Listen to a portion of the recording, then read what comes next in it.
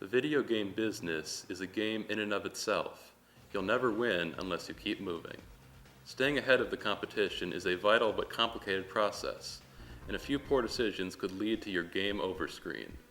Today, we will take a look at a corporation that was briefly on top of the video game world, Sega.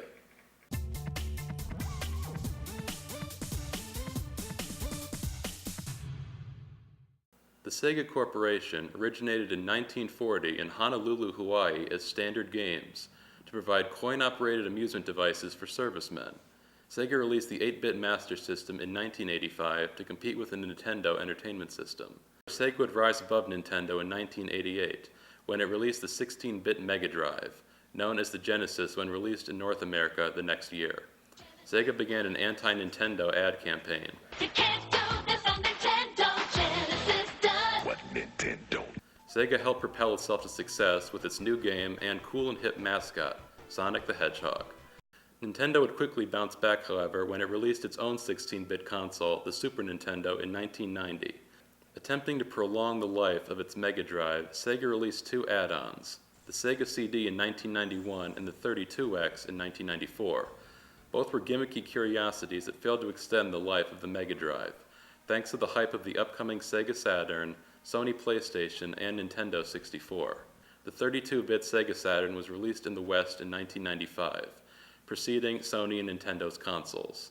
It suffered from poor sales, partly due to Sega's decision to release it early, without informing most retailers or gamers.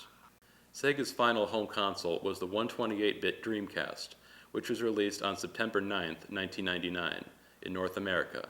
Despite the failure of its Japanese launch, the North American launch was extremely successful, selling over 500,000 consoles in its first week. However, the impending launch of Sony's PlayStation 2 distracted the public from the Dreamcast's innovative releases. By 2001, faced with the competition of the PlayStation 2, as well as the upcoming release of Nintendo's GameCube and Microsoft's Xbox in the fall, Sega ceased production of its hardware.